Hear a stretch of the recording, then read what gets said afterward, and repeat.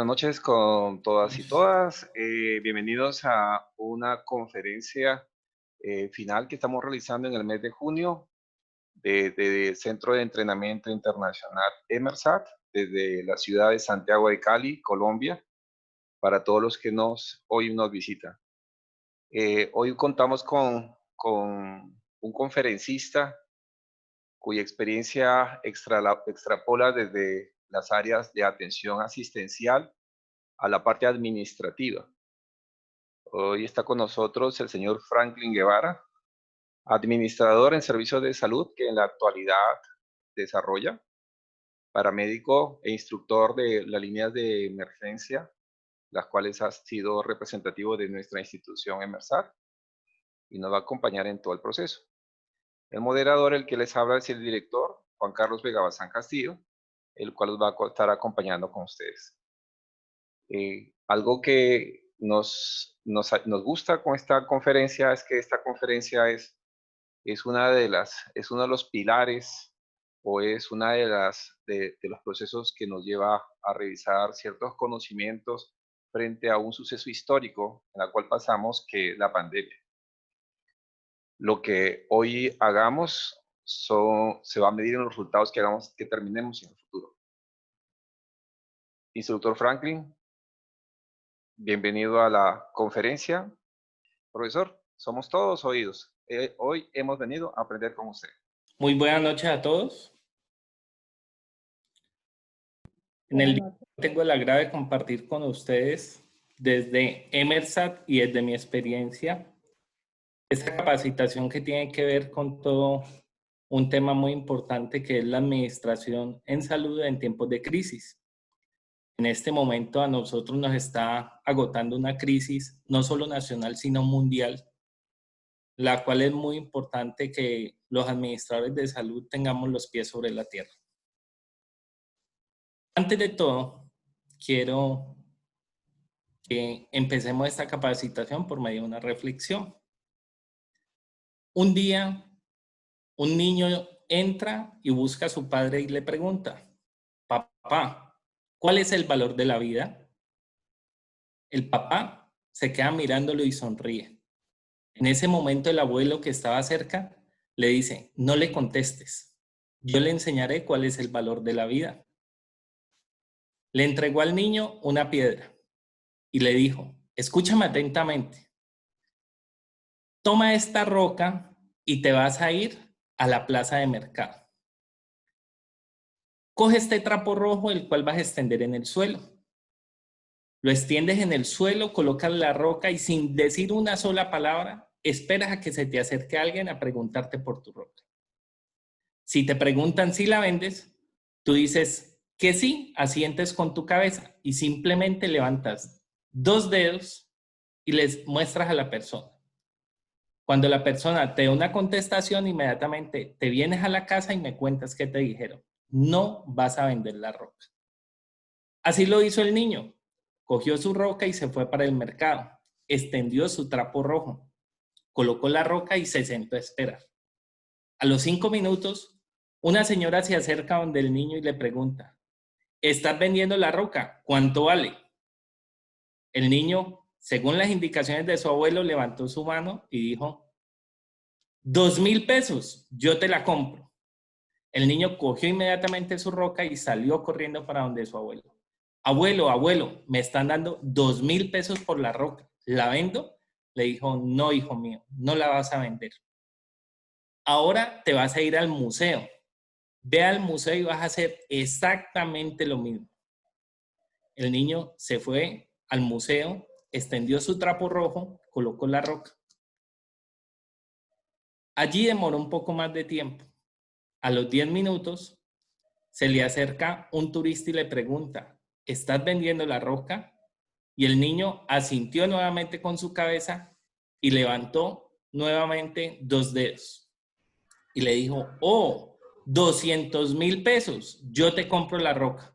El niño cogió su roca y salió corriendo inmediatamente para donde su abuelo. Abuelo, me están vendiendo la roca, me están comprando la roca en 200,000 pesos. ¿La vendemos? No, no la vas a vender. Ahora ve donde el joyero.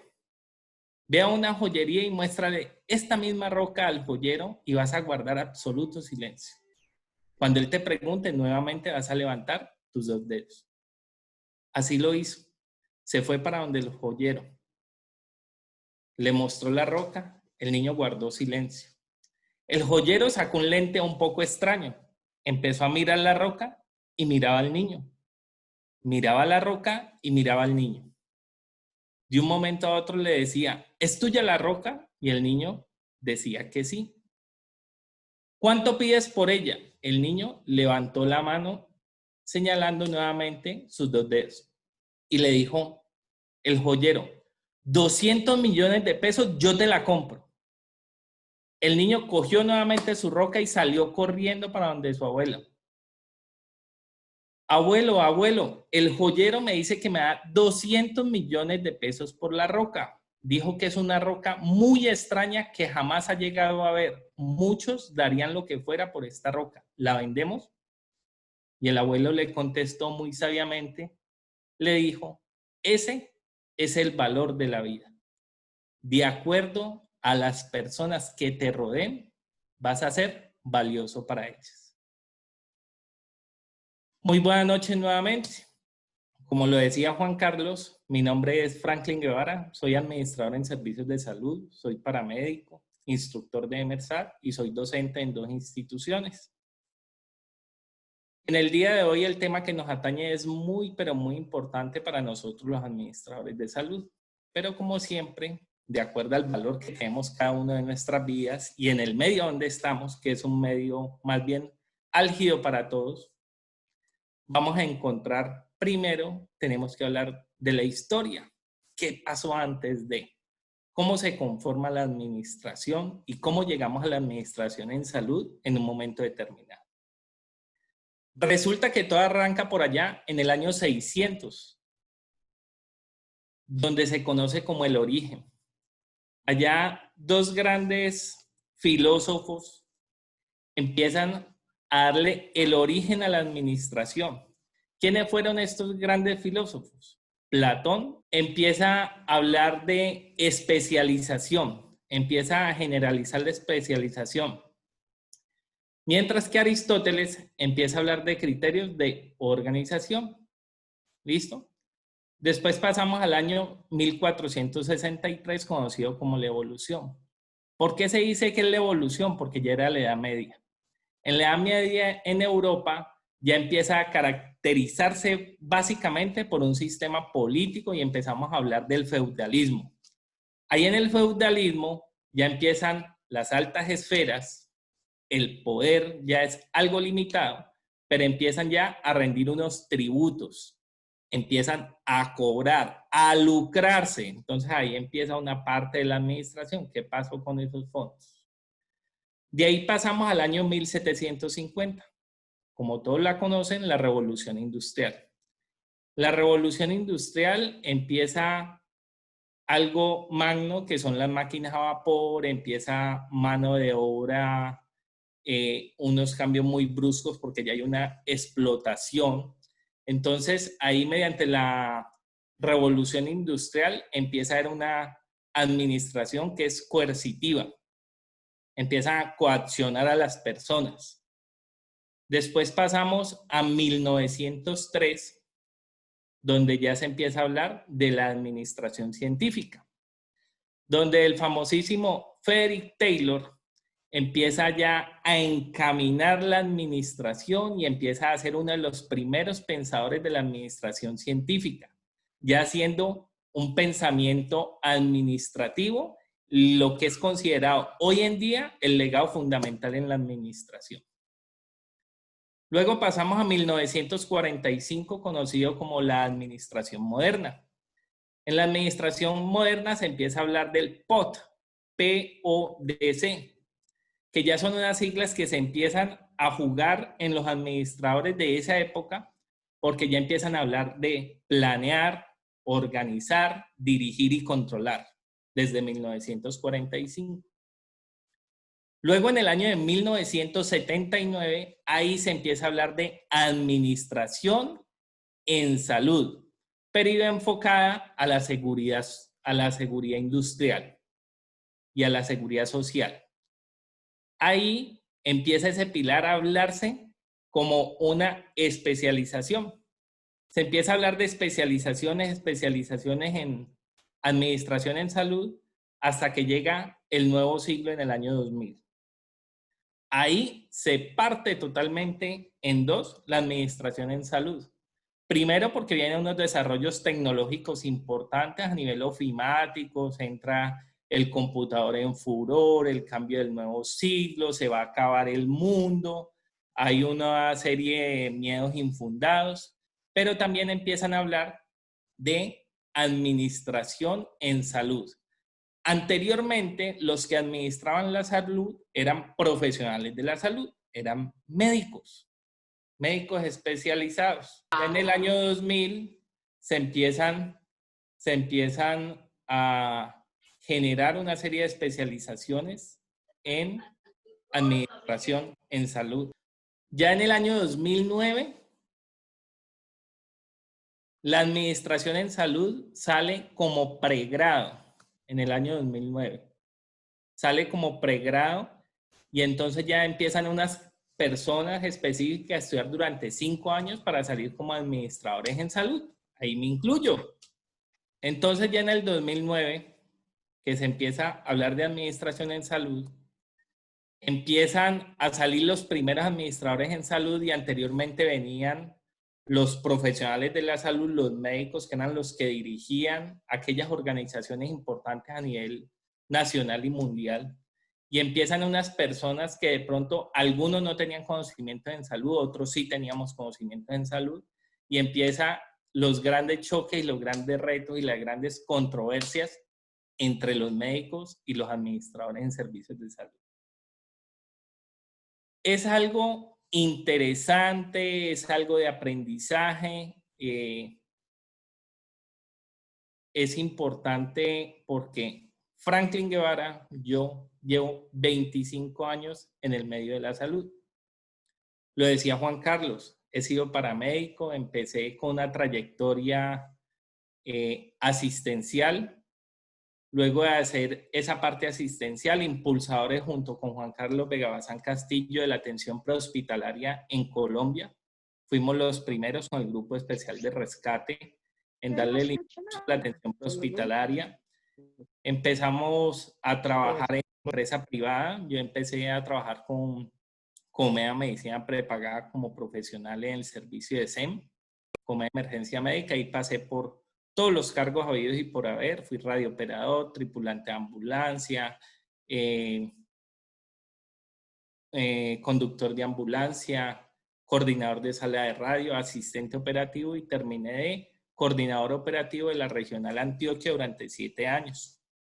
Luego vine acá a trabajar con salud pública en el Centro Regulador de Urgencia y Emergencia, luego pasé a auditoría médica, trabajé en auditoría médica 7 años, pasé a Carvajal trabajando con auditoría médica y actualmente soy el coordinador administrativo de centros ambulatorios en Cristo Sinergia en la ciudad de Palmira.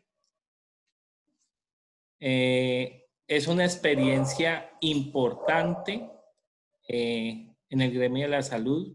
Son unos retos importantes que tenemos y que hemos vivido a lo largo de esta pandemia. Recuerden que la primera que sufrimos, aunque no fue tan aguda como la que estamos viendo en este momento, fue en el año 2009, con el H1N1, ¿sí o no? Conocida como peste porcina. Aunque fue muy delicada a nivel mundial, no fue tan agresiva como lo es hoy en día el COVID-19. Entonces, ahora sí entremos en materia realmente, ¿cuáles son los retos en la administración en salud? Es importante aclarar que es un administrador en salud. Un administrador en salud es una persona que es altamente competente, que tiene muchas habilidades para diseñar, planear, ejecutar y controlar los procesos de gestión al interior de cualquier organización de salud, pero siempre en pro de velar por el bienestar y la calidad de la vida de los usuarios o nuestros pacientes. Siempre vamos a tener unos principios: la ética, la calidad del servicio, la eficiencia y la productividad, pero siempre con una responsabilidad social. Cuando nosotros empezamos de diseñar, planear y controlar, nosotros siempre pensamos que tenemos todo organizado. Pero nos damos cuenta que por más que nosotros estemos organizados, nos vamos a encontrar con el primero de nuestros retos. A nivel nacional, hablemos de Colombia y Sudamérica, nosotros tenemos unas normas con muchísimos vacíos. Normas que inclusive se contradicen entre sí. O normas que son aplicables de acuerdo a la manera como tú la entiendas porque no son muy específicas. Adicionalmente, hoy salió una norma y al otro día te derogan un artículo. Cambian la norma, pero dicen derogamos el artículo 3 en el inciso punto tal. Entonces, para un administrador en salud, sea el que sea, es un reto muy interesante. Cuando nosotros empezamos el año, cuando nosotros finalizamos el año 2019, sale una resolución muy importante que nos habla de normas de habilitación. Nos derrogan la 2003 y nos colocan la 3100 con unos cambios importantísimos en temas de habilitación, donde anteriormente si tenías una falencia en un servicio, tratar de solucionar el tema del servicio. Con la 3100 no. Si tienes una falencia en un servicio, te cierran toda tu unidad o toda la instalación. Entonces, hay unos cambios importantes en esa normatividad.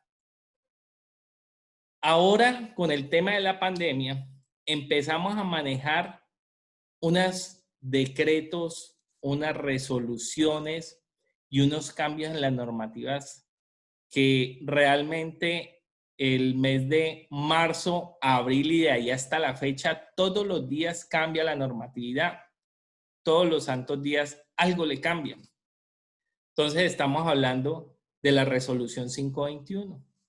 La resolución 521 debido a los cambios, a que ya de acuerdo a una legislación que hace el señor presidente de la República, que empieza a sacar unos puntos prioritarios de acuerdo a la cuarentena obligatoria que hace en el país, empiezan a decir adultos mayores no pueden salir a la calle, niños menores no pueden salir a la calle. Entonces, dentro de esa dinámica del servicio dicen, si nuestra población adulta es enferma, no son juiciosos con todos los protocolos que tienen que manejar frente a su enfermedad, no se acondicionan a tratamientos específicos, ahora que no van a salir, ¿cómo vamos a hacer? Entonces sale la resolución 521, la cual empieza a organizar los servicios ambulatorios. Entonces dice todo lo que son planes de promoción y prevención. Anteriormente, los usuarios nos buscaban a nosotros. Hoy en día no. Hoy en día nosotros tenemos que ir a buscar los usuarios. Entonces, esta resolución 521 fue muy importante y dio un paso importantísimo en el cambio de la dinámica del servicio. No sin antes mencionar estas resoluciones que están aquí en este lado, la ley 1419, que empieza a hablar de temas de telesalud, la resolución 2003, la resolución 1441 y la resolución 2654 del 2019, porque empiezan a hablar de telemedicina. La telemedicina a nivel latinoamericano lo teníamos más bien relegado. No le hemos parado muchas bolas y realmente en este momento para nosotros es fundamental porque estamos en un momento crítico. Y entonces, con la resolución 521 empiezan a hablar telesalud, teleapoyo, telemedicina, teleorientación y empiezan a encaminar modelos sincrónicos y asincrónicos donde puede haber un profesional en su casa consultándole a otro profesional por medio de un video, donde puede haber un técnico en la casa consultándole a un profesional en la casa, en el centro asistencial, donde puede haber un profesional que simplemente llame a un usuario y le dé una teleorientación, le haga una teleconsulta o le haga una videoconsulta. Entonces empieza a cambiar la dinámica del ejercicio de la prestación del servicio. Un reto grandísimo para los administradores de salud. ¿Por qué? Porque no se había hecho la inversión, no contábamos con los equipos, no conocíamos la dinámica del servicio. Al principio de la pandemia hubo un tema muy delicado para todas las instituciones de salud. ¿Y qué fue? Como todas las personas estaban en su casa, los servicios de Internet colapsaron totalmente. Si colapsaron todos totalmente, por ende nuestras aplicaciones también colapsaban y empezamos a sufrir en la dinámica del servicio. Después de que nosotros pasamos ese aspecto de la telemedicina, de toda la habilitación, pasamos a un reto grande que es la poca oferta de especialidades. Resulta que en el país nosotros tenemos muchos profesionales médicos que quieren hacer su especialización. Se quieren especializar en algo o simplemente ven la necesidad que tenemos de la falta de especialidades, de la oferta, de la poca oferta que hay. Entonces hablemos de neumólogos, fisiatras, cardiólogos pediatras y así un sinnúmero de profesionales que son difíciles conseguir. Y entonces los pocos que hay, ¿cómo los tenemos? Un contrato por prestación de servicios por unas pocas horas, porque el día ahí se tenían que ir a otro sitio para poder cumplir con la necesidad del servicio, no solamente conmigo, sino con las demás instituciones de salud. Pero ¿qué sucede con esta oferta de especialidades si nosotros vamos un poco más allá? Resulta que yo como profesional quiero hacer mi especialidad y las grandes universidades ofertan 3 cupos, máximo 4 cupos o 5 cupos para 8,000 o 10,000 aspirantes. ¿Qué hacen nuestros profesionales?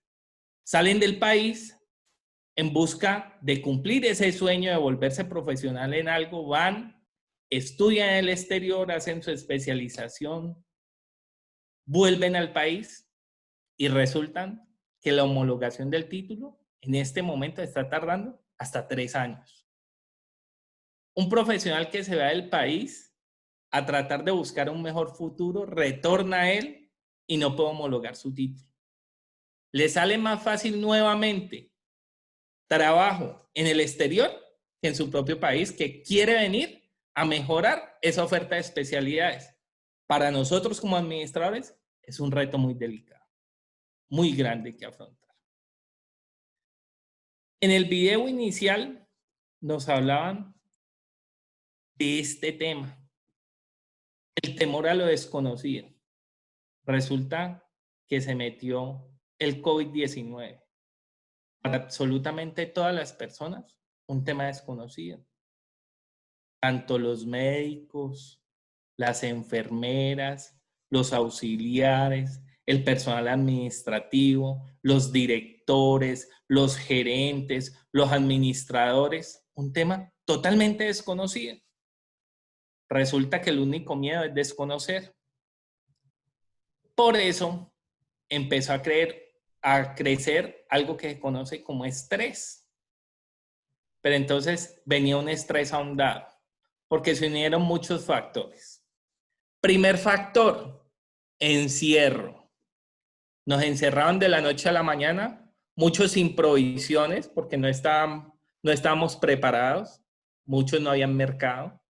Otros pensaron que el papel higiénico iba a ser la salvación, entonces fueron y agotaron todos los papeles higiénicos de todas las góndolas en todos los supermercados. Otros aprovisionaban de comida. Al principio hubo saqueos. Todo el mundo pensaba que esto se iba a volver en un problema social. Pero el primer problema social éramos nosotros mismos, porque el encierro nos empezó a generar estrés. Fuera de eso, si tú prendías un televisor, la cantidad de noticias eran tan abrumadoras que empezó a causar un factor psicológico en las personas. Y más, si yo estoy en el medio de la salud, como personal de la salud, estoy en mayor riesgo. Y entonces eso empezó a acrecentar a las personas un estrés laboral, a que empezaran a salir de una serie de situaciones emocionales Entonces ahí es donde vienen a evaluarnos al hombre como el factor psicosocial. Porque recuerden que nosotros tenemos 3 componentes, uno biológico, uno psicológico y uno social. En el biológico estoy funcional completamente. En el psicológico, ¿qué tan afectado puede estar yo? ¿Cuáles son mis creencias? Sin ánimo de ofender a algunas personas de acuerdo a su religiosidad. Y lo otro es lo social. ¿Qué me dice la sociedad a mí? ¿Cómo me criaron a mí? ¿Cuáles son mis creencias? ¿Qué moralidad tengo frente a algunos aspectos de la vida? Resulta que si yo como administrador en servicios de salud no tengo en cuenta lo psicosocial con mis colaboradores, se me vuelve una bomba de tiempo. Porque, se los digo, lo he vivido, colaboradores con tanto estrés, tanto estrés, que entran en pánico, que han tenido que estar hospitalizados por el mismo pánico. Entonces nosotros tenemos que tener un panorama de todo nuestro alrededor. ¿En qué sentido? Acuérdense en que para yo poder servir a los demás, yo tengo que estar bien. Entonces se aplica la ley del yo. Primero yo, segundo yo, tercero yo. Si yo estoy bien, yo voy a estar bien con los demás porque yo aplico algo que conoce como la empatía. Me va a colocar en los zapatos del otro. Pero si yo veo a un colaborador estresado, agresivo, nervioso, temblando, ¿ustedes creen que está apto para laborar? No. Entonces ahí es donde nosotros nos empezamos a apoyar de las ARLs, nos empezamos a apoyar del personal de psicólogos de la unidad para empezar a hacer un trabajo. Y acuérdense lo que era, lo que les decía al principio, el temor a lo desconocido. Cuando ya empezamos a conocer un poquito más al enemigo, entre comillas, empezamos a alivianar esa carga importante de estrés que había a nivel laboral. Por eso es importante siempre tener todos los panoramas organizados y visibles. El reto número 4, el cambio de la dinámica del servicio. ¿Por qué nos cambió? Porque resulta que anteriormente los usuarios nos buscaban a nosotros. Nosotros éramos el centro de atención. Nosotros nos iban y nos buscaban para la cita, para la urgencia, para la consulta prioritaria, para los procedimientos. Pues resulta que ahora no. ¿Cómo cambia esta dinámica del servicio? Cuando me encierran a mí a las personas, cuando no me llega gente a la unidad, entonces el primer choque es, se nos viene esto encima, tenemos que tener todo nuestra capacidad instalada full porque no sabemos cómo va a venir esto. Es más, ya teníamos unos planes de ayuda mutua realizados con hoteles de la ciudad, de cómo se iban a hacer, cómo se iban a habilitar unas camas de UCI ambulatorias, de cómo se iban a cerrar unos servicios y se iban a colocar unos elementos estratégicos. Pero ¿cuál es nuestra sorpresa después de que habíamos montado un sinnúmero de panoramas? El panorama cambió totalmente. La unidad, si iban 2 personas, era mucho. Entonces, ¿qué empezó?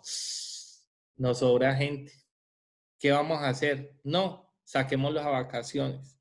No, démosle licencias. Entonces, para nosotros fue un reto gigante cambiar esa dinámica del servicio y empezarnos a reestructurar en menos de una semana. En menos de una semana tener equipos listos, tener personal capacitado, empezar a contratar unas nuevas pólizas, porque yo anteriormente tenía mis personas intramuralmente y ahora me toca extramuralmente. Vaya, tóquele al Señor porque es inadherente a un programa, es un paciente diabético, hipertenso, con un EPOC de base, y entonces tenemos que irle a tocar la puerta a ver cómo está. ¿Y cuál es la sorpresa cuando vamos a buscar esos pacientes y tampoco nos quieren recibir?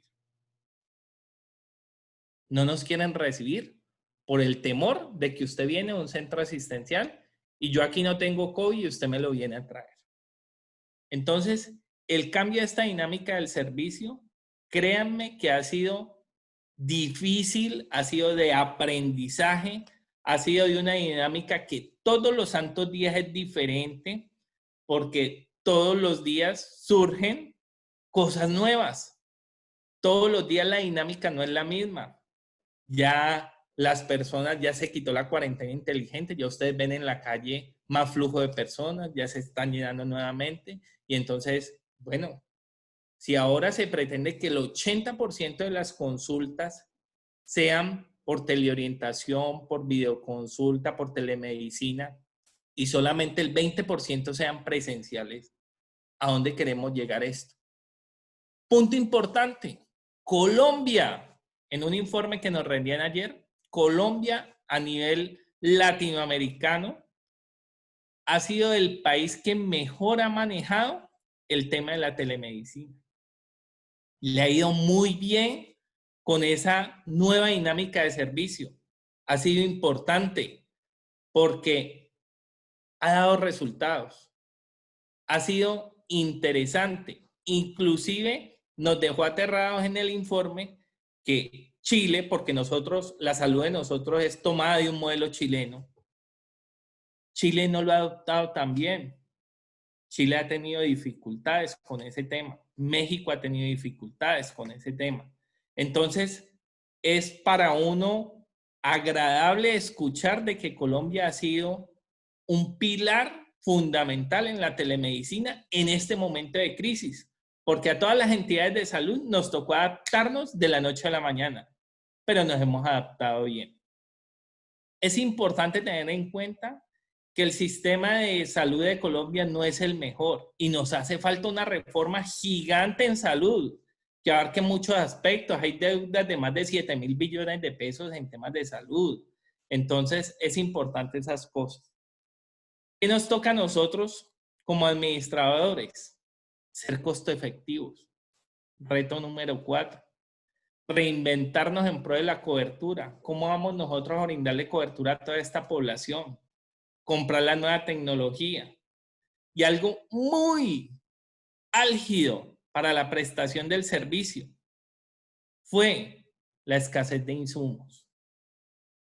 La escasez de insumos de protección personal y desinfección a nivel nacional nos agobia a todos. Nos agobia a tal punto que no habían tapabocas. ¿Y sabe qué sucedió? Por eso dicen que a veces o no nos desamparan las buenas personas. Empresarios como Arturo Calle, empresarios como Lafayette, empresarios como JEP, empezaron a parar sus maquilares para empezar a producir tapabocas. A parar sus maquilares para empezar a producir polainas, para empezar a producir batas antifluido para el personal de la salud. Imagínense, una crisis mundial, porque esto no es de Colombia, es a nivel mundial.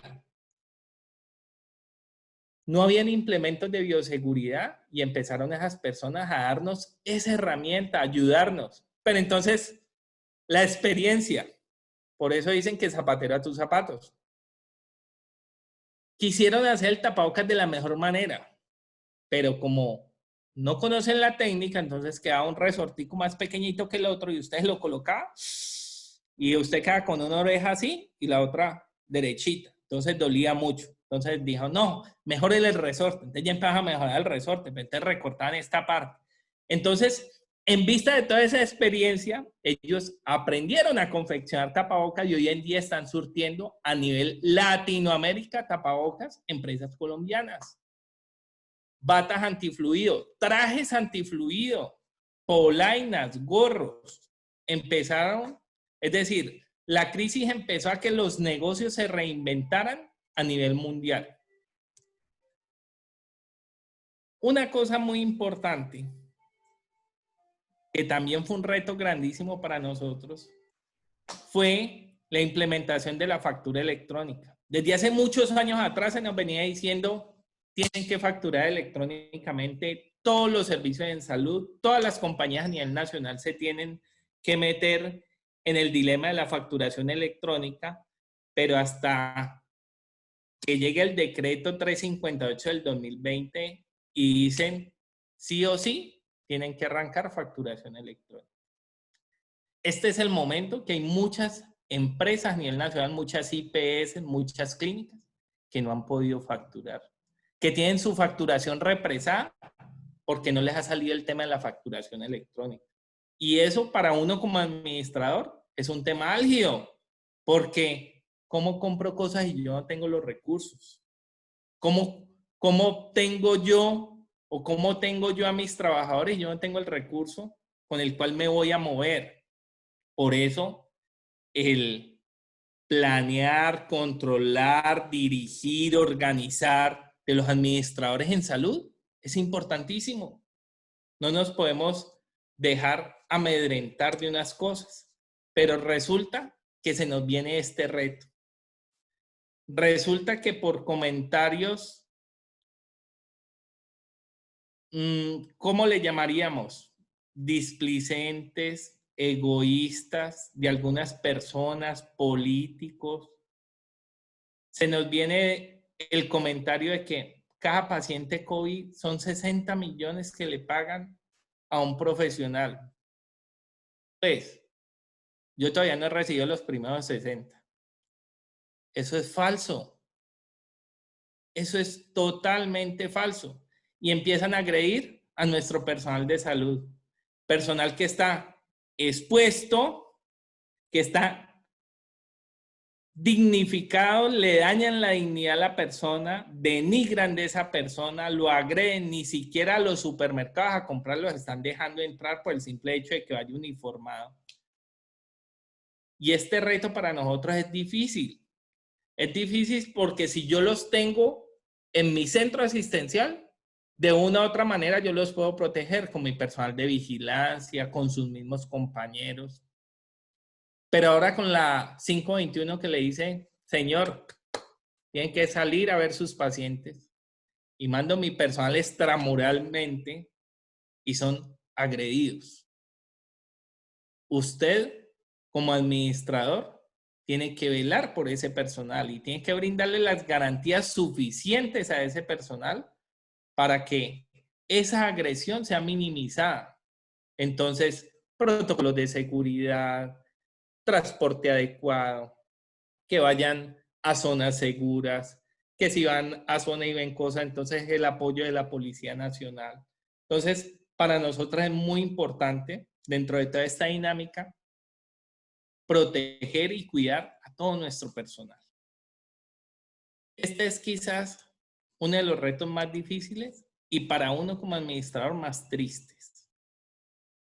Porque si nosotros nos damos cuenta, desde el año 1463, que hablábamos de la evolución de la administración en la Edad Media, estamos hablando de politiquería.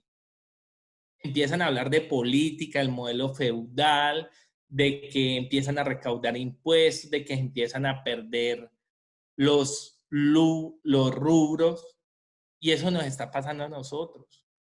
La politiquería está causando en la salud muchos estragos. ¿Por qué? Porque es que la corrupción es tanta que cuando se vienen partidas de COVID-19, se empiezan a repartir las coimas entre ellos. Empiezan a desviar los recursos. Hablemos Valle del Cauca, Atlántico.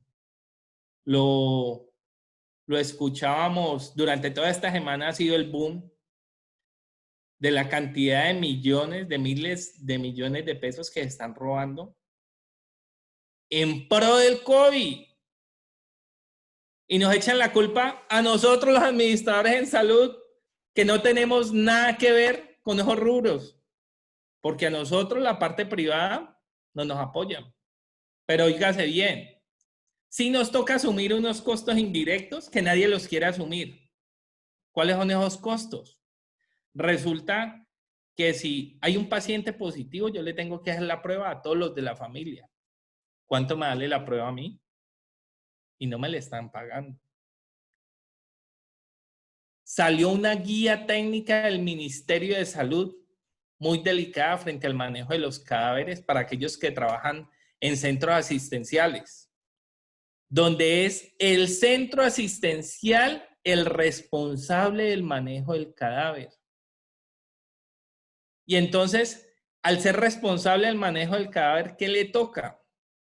Escuchen muy bien. El paciente falleció en esta camilla, lo tengo que aplicar una serie de químicos desinfectantes al cuerpo, no le puedo quitar ningún aditamento, tubos, vías venosas, nada se lo puedo quitar, así como está lo tengo que empacar, lo tengo que colocar en 3 bolsas de diferente calibre y entre bolsa y bolsa va aplicado el químico y todo eso son gastos. El químico no lo regalan, las bolsas no las regalan y eso lo tiene que asumir el centro asistencial de sus costos porque la perla dijeron, sí, eso sale de la UPC, de la unidad de pago por capitación. O sea, de ningún lado. Entonces, es importante que nosotros como administradores de salud empecemos a ver una dinámica interesante en nuestro alrededor, de que nosotros tenemos un rol muy importante y de que nosotros no controlamos, si nosotros no medimos, no podemos controlar nada. Nosotros tenemos que tener un marco importante en la dinámica del servicio frente a la prestación del mismo, porque la idea es prestar servicios con calidad. ¿Que se vienen retos? Sí, no hemos terminado, apenas estamos comenzando. De hecho, no sé si saben, Popayán ya no tiene unidades de cuidado intensivo. Están colapsados. Bogotá estaba hasta antier al 30% de ocupación de unidades de cuidado intensivo. La costa está 100% de ocupación. Y así sucesivamente vamos cada día, como el problema está agrandándose, como ya se nos vuelve endémica la enfermedad, entonces es importante para nosotros tener los pies sobre la tierra y no olvidar ninguno de los panoramas. ¿Qué podemos decir nosotros del COVID? Esta información que están viendo en este momento en pantalla es al 15 de este mes, es decir, hace 2 días. Decíamos que en Colombia hay 53.063 casos, de los cuales 1.726 han sido muertes a nivel nacional. De los 53.000 han sido 20.000 pacientes recuperados. Eso es una cifra muy importante a nivel nacional. ¿Qué es importante? Mire, en el Valle del Cauca van 6.000 casos, 6.100 casos más o menos al 15. De esos 6.000 casos se han procesado casi 51.500 muestras. Esto no es un juego. Esto no es un tema de, como están haciendo los políticos, aprovechar la oportunidad de desviar recursos. No. En este momento, el COVID ha sentado un precedente en el sistema de salud colombiano. Un precedente porque dice que si nosotros nos unimos, podemos sacar muchas cosas adelante. Es el momento de que todos los centros asistenciales, de que todo el personal de la salud se una para realmente hacer una reforma a la salud que realmente necesitamos para salir de esta crisis, porque no podemos seguir como estamos. Entonces es muy importante que ahora como gremio nos unamos. Me gustaría dejarles unas conclusiones que tenemos que tener en cuenta para poder nosotros manejar el tema del COVID. Tenemos que tener unos lineamientos y establecer unas campañas claras frente al tema de higiene, autocuidado, con el fin de disminuir la propagación. Tenemos que tener en cuenta dentro de nuestro servicio el distanciamiento social como mecanismo de prevención y asimismo disminuir el contagio. Entonces, demarcar muy bien las zonas, que hagan una buena entrevista a la hora de entrar a su centro asistencial, la toma de temperatura, la desinfección de los pies, con el fin de estar minimizando el riesgo, el lavado de mano frecuente, los que atendemos pacientes y tenemos fluido de personal, desinfección entre paciente y desinfección terminal cada 3 horas, muy importante. Tener una ruta clara de atención para los pacientes. Hay que tener en cuenta que esta ruta de atención no solamente es para nosotros como centros asistenciales, ¿no? Sino que es de los diferentes actores que hay en el sistema, desde el Ministerio de Salud, Ministerio de la Protección Social, EPS, IPS, todos tenemos que ver ahí. No somos solamente nosotros. Implementar los diferentes tipos de atención, como se nos está dando actualmente, como la telemedicina, con el fin de garantizar la continuidad de la prestación del servicio. Es muy importante que nosotros no perdamos el alcance que hemos tenido con nuestros pacientes. Un paciente que nosotros teníamos controlado, porque si era adherente a un tratamiento, no podemos dejar que el tratamiento se nos pierda en 2 meses. Entonces, ahí está la importancia de darle un buen alcance a esa dinámica del servicio. El seguimiento de los diferentes actores de la salud en cumplimiento de los lineamientos nacionales ante la respuesta de la emergencia. Acuérdense que de acuerdo a directrices nacionales que las imparte el Ministerio de la Protección Social, el Ministerio de Salud, en este momento nosotros estamos siendo visitados, lo hablo por Palmira, nosotros aquí en Palmira semanalmente nos están visitando la Secretaría de Salud. Hacen unas revisiones, unos checklists, y entonces en la última visita nos dijeron, hay una capacitación sobre toma de muestras de COVID, porque todos van a ser centro de referencia para toma de muestras. A ustedes, como anteriormente era centralizado, la Dirección Nacional de Salud era la única que procesaba las muestras, por el boom de llegarle todas las muestras a ellos, dijeron no podemos manejarlas todas, empecemos a descentralizar. Entonces aquellos que tenemos laboratorio propio y que manejamos unas herramientas específicas, empezaron a descentralizar y entonces vamos a empezar a hacer estrategas en el tema de manejo de pruebas COVID. Entonces es otro reto que se nos viene encima a aquellos que tenemos laboratorio en nuestras instituciones. La gestión de los recursos económicos como físicos. Hay que tener en cuenta que nuestra infraestructura tiene que tener un buen alcance, una buena dinámica, evaluar muy bien la capacidad instalada que tenemos. ¿Por qué? Como les dije, nosotros en este momento estamos en ascenso, estamos subiendo la cantidad de contagios, no está bajando. No es el hecho de que nosotros veamos que las personas están en la calle, que sí, que ya podemos salir y que todo está sobre ruedas. No, es el momento de estar protegidos, de cuidarnos. Ustedes en sus casas, la gran mayoría somos personal de la salud. Entonces, nosotros más que nadie conocemos el autocuidado.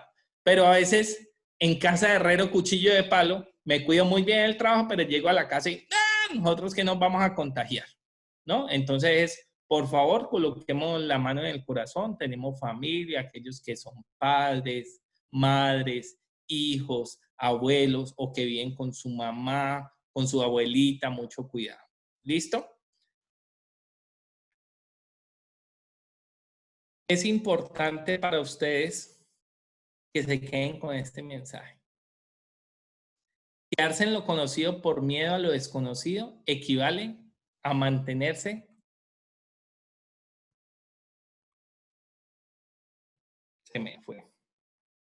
con la vida, pero no vivir.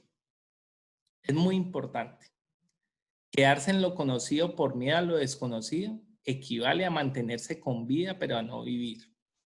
Como les decía, el temor está causando generalidades, enfermedades a nuestros trabajadores de la salud, está creando enfermedades a aquellas personas que el encierro, aquellos abuelitos que estaban acostumbrados a hacer ejercicio todos los días a las 6 de la mañana y ahora no lo pueden hacer, eso crea un estrés importante en ellos. Entonces es importante que nosotros empecemos a educar a esas personas, a centrarlos en lo que está sucediendo, a dejar de un lado tanta televisión y tanta noticia que lo que hace es llenarlos de información a veces errada y que crea un paradigma en ellos mismos y que crea un miedo a la sociedad, un miedo a no salir, un miedo a todo. Y esa parte me está causando muchas pero muchas consecuencias a nivel psicológico. Entonces, eso es lo que les quería comentar. Habían un tema de preguntas. Sí, profesor Franklin, muchísimas gracias por la presentación. Es una presentación que realmente nos deja muy expectantes a todos nosotros y sobre todo realmente admirable en la responsabilidad que tiene usted en el momento. Antes de pasar las preguntas, pues quisiera agradecerles a un grupo de personas que están acompañándonos. Agradecemos a la doctora Amanda García, que nos está acompañando con nosotros, aunque usualmente nos acompaña. Sí, ella ha tenido el cargo de haber estado en la gerencia del servicio de urgencia del Hospital Universitario del Valle, cuya la persona que indudablemente está en esa gerencia es una persona que tiene que ser una persona que tiene unos estándares muy altos para sostenerse en esa área. Agradecemos también a unas personas que están acompañando desde el país hermano del Perú. Sí, está con nosotros la doctora María Victoria Ipanaque, directora de la institución educativa Alfredo Tello. Está la doctora Fernández, subdirectora de la institución Alfredo Tello. La licenciada Iris Vega de la institución Fray Luis de León de Cartavio. Así también acompaña el doctor Agustín Gutiérrez. Y bueno, adicionalmente está también la doctora Evelyn Rojas, docente y psicóloga. Y finalmente está también con nosotros la profesora Nilsa Huamanchumo. Muchísimas gracias a todos los que están acompañándonos en esta conferencia y pasamos a la rueda de preguntas o compartir eh, algunos conceptos que ustedes consideran. ¿Le parece, doctora Amanda, a usted de su experticia, que sería fabuloso escucharla? Bueno, muchas gracias. Felicitaciones al doctor Franklin Guevara. Él nos comentaba cuando nombró los diferentes retos. Entonces, en el reto número 4 hubo un cambio en la dinámica del servicio, que pasó de ser de que el paciente iba al servicio de salud a que el servicio de salud debiera de salir a atender al paciente. Usted dice que en este sentido el modelo es un éxito. Entonces mi pregunta es si el éxito lo han medido a nivel de la oferta o de la demanda. El éxito lo hemos medido en pro del beneficio del paciente. Resulta que muchos pacientes que no eran adherentes a los diferentes programas que nosotros teníamos, en este momento con ese seguimiento, porque ya el médico está pendiente de él, si no va la enfermera jefe, si no va el auxiliar de enfermería, están siendo más adherentes a los programas. Entonces, la demanda que teníamos anteriormente se ha convertido para nosotros en una oferta de servicios. Entonces la dinámica nos cambió totalmente. Ha sido algo muy, pero muy interesante porque se pasó de una curva que teníamos a veces negativa con esos pacientes inadherentes a cada uno de los programas, aquellos con diabéticos, hipertensos o que tienen múltiples patologías, allá se les da un seguimiento estricto y esa curva va en ascenso. Entonces va creciendo la adherencia a los programas y es muy importante.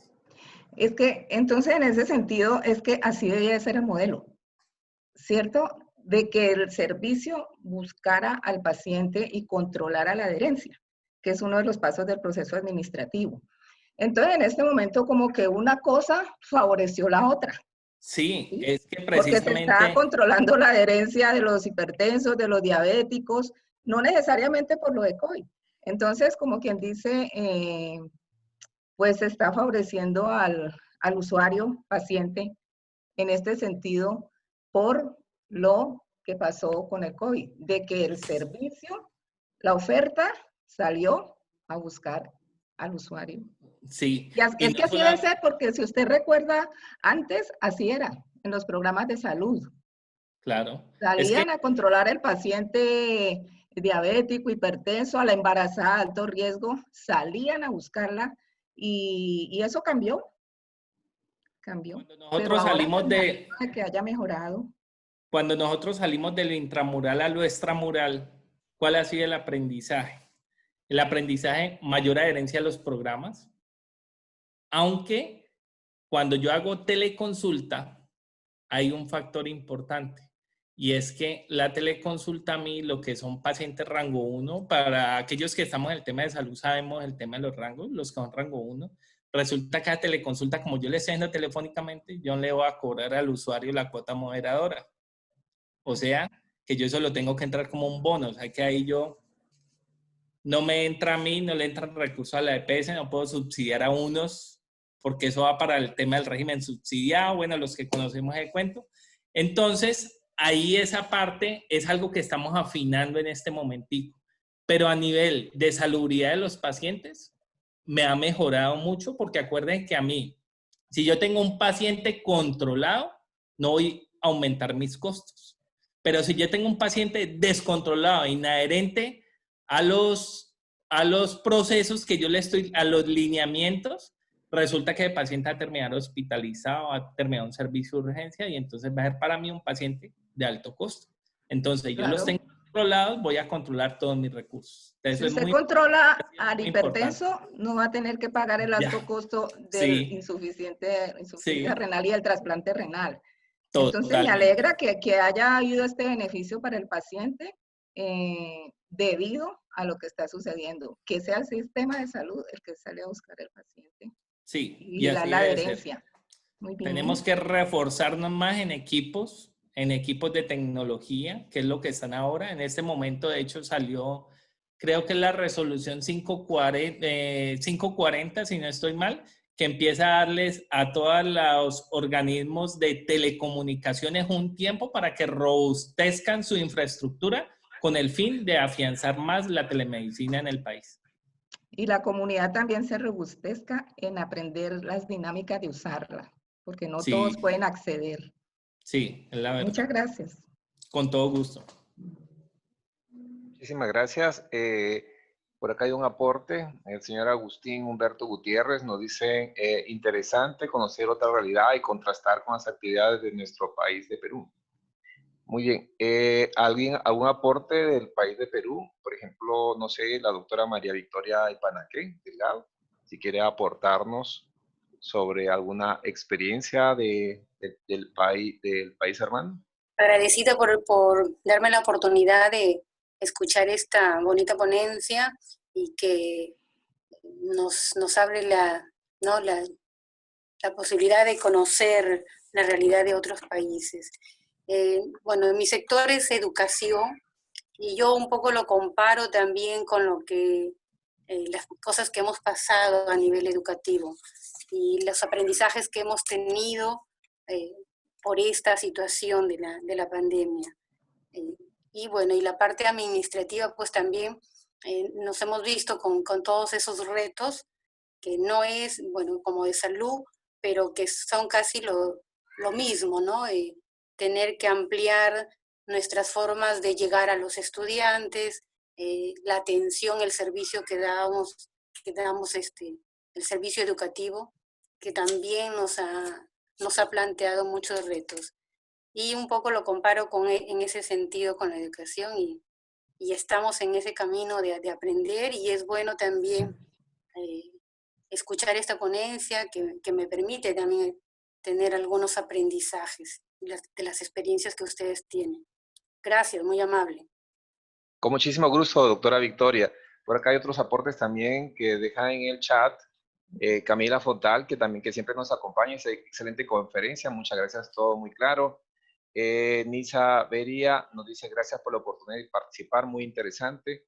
Marisa Evelyn Rojas nos dice es muy importante el apoyo emocional. Es también algo que se abre camino, el acompañamiento emocional a las víctimas y a los que pierden un familiar y a los que pierden a un familiar y a muchos y mucho más aún los rituales a los que estamos acostumbrados. Uf, tocó un punto álgido, ¿no? Muchísimas, Bastante. sí, tocó un punto álgido, muchísimas gracias. Yo creo que estamos en un tiempo de reinvención y finalmente dice, es importante destacar, Nisa nos escribe, es importante destacar que esta pandemia de COVID-19 nos permite enseñar a nuestros estudiantes sobre la importancia de los protocolos de salud. Es que muchísimas gracias, Nisa. Yo creo que tu aporte es fundamental también porque indudablemente estamos en ese trance que si nosotros no creamos cultura, desde la parte de educación no creamos cultura y no fortalecemos este proceso para salir adelante, va a ser bastante difícil. Ustedes que son administradores tienen ese reto grande y nosotros que estamos dentro de una sociedad que lastimosamente, que muchos grupos están perdiendo sensibilidad referente a eso, nos hacen incrementar los números y eso es lo que nos preocupa. Y eso es parte de la educación, que en este caso muchas personas acá nos pueden apoyar. Marisa Evelyn dice que también fortalece la salud. También fortalece también fortalece la salud mental, dice. Ok, eso también es completamente cierto. Nos reinventamos día a día y día a día aprendemos. Franklin, la ponencia tuya fabulosa, fue espectacular. Tú ibas contando tus retos y creo que yo creo que la mayoría que estamos acá empezamos a pensar en nuestros propios retos también. Y creo que de una u otra manera, yo creo que mañana vamos a hacer todo su listado, nuestros retos que tenemos, que estamos enfrentando en este momento y qué es lo que vamos a hacer para eso. Muy seguramente estos retos que tengamos ahora van a ser la enseñanza del mañana. Y no solamente eso, sino es que yo creo que, no sé si somos privilegiados o no, pero los que estamos viviendo en este momento, los que lideramos procesos en este momento, somos las personas que más cosas vamos a aprender. Uf, es impresionante las cosas que aprendemos, el dinamismo que existe, los cambios del día a día, las cosas que salen, o sea, todo eso nos enfrenta a aprendizajes rápidos, a tener la capacidad de respirar y seguir adelante. El nivel de tensión es muy alto y acabas de tocaste dentro de tus retos un punto importante que habla del miedo y eso es muy cierto. Más es nuestro pensamiento que nos lleva a lo negativo que a la realidad propiamente dicha. A veces la realidad no es ni mucho, porque si todos cumpliéramos lo que está claro ya, distanciamiento, uso de la mascarilla, lavarnos las manos, si todos cumpliéramos y fuéramos estrictos en eso, yo no sé por qué, pero yo siento que estoy completamente seguro que esto estaría controlado. O sea, eso estaría delimitado, pero lastimosamente no tenemos esa cultura. Fue un cambio tan rápido que la adherencia a ese proceso va a requerir tiempo y lastimosamente el tiempo son vidas. Y cuando las vidas suban es donde más vamos a aprender, pero para llegar a ese punto, lastimosamente, la presión es la que nos va a llevar a ese punto. Y acá también nos está dejando otros aportes, terminamos con esos aportes, dice así, protocolos de salud, Marisa Evelyn nos decía, también fortalece la salud mental porque a veces el miedo mata más que las personas, las enfermedades, es correcto. Agustín Humberto dice, ¿me puede dar participación? Señor Agustín, adelante, por favor. En realidad, interesante la participación del amigo Franklin Guevara y un poco contrastar con la realidad que vivimos aquí en nuestro país. Yo soy director de una institución educativa en Libertad, Perú, en Curaçao, y por ejemplo, aquí estamos viviendo bastante miedo, como que esas diapositivas que puso al inicio, pues es lo que estamos pasando, pues hay bastante temor, hay miedo.